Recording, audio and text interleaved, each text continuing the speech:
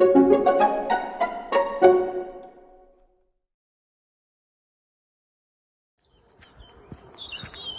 everybody.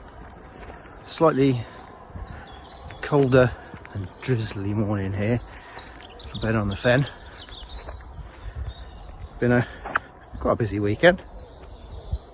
Helped out with the Dereham Community Litter Pickers on Saturday. We were sponsoring the event this week. Nearly 100 kilos of litter collected between about 30 volunteers, which is one, great, but also two, bloody disgusting that people drop that amount of litter around. And bizarrely, a lot of the litter we were picking up, probably within about 50 feet, there's a bin. It's just pure bloody laziness. But anyway, great little cause. Group of people helping out, keeping our town looking clean and tidy, which is good. Anyway, today's topic that I want to talk about is slightly off my usual subjects. It's business continuity plans. Now, there's probably not many small businesses that have these. However, it's something I've got experience in preparing from a previous employment, and actually within 6 months of preparing it and getting it signed off by our directors, we put it into action. So if you don't know, a business continuity plan is basically worst case scenario planning. What if this happens, that happens? What are we going to do? How are we going to respond? How are we going to keep the business going, the continuity of the business? So good examples of that would be if you have a factory, if that factory burns down, what's the plan? What are you going to do? Think about all the different aspects, plan it all out. What if there is, I don't know, a flood, or your electricity goes down, or what if there's an illness that sweeps through your workforce and wipes people out? What if there's the death of a key person in the management or a director? What's the plan? How are you going to cope with that?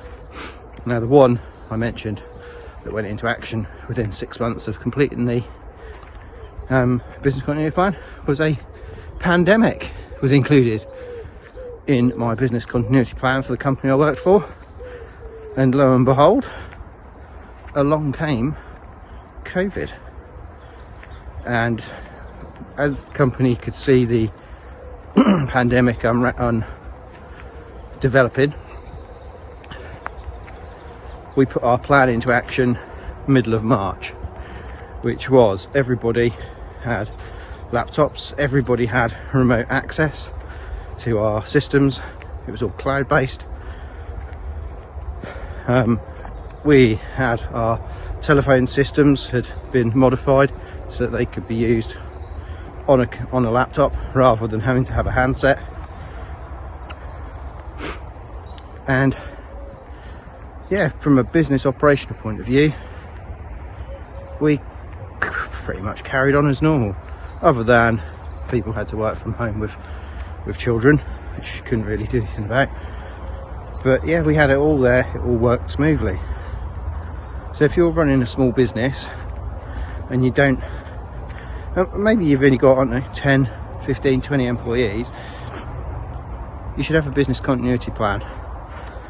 What happens if you get really poorly, really unwell? Who's going to do your job? Who's going to run the business?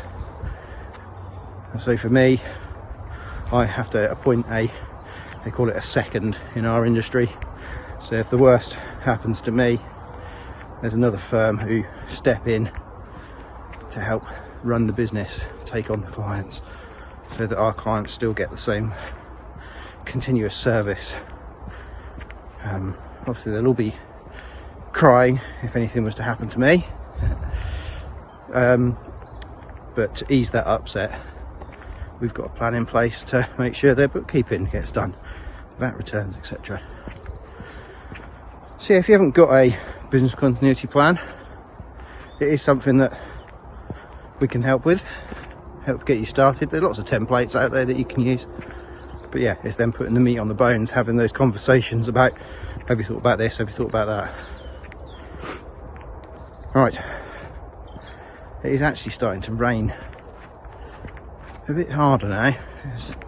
It's turned from a slight mist into a moderate drizzle, so I think unless I hurry up I'm going to get soaked. So I'm going to head home, make a coffee, get myself in the office.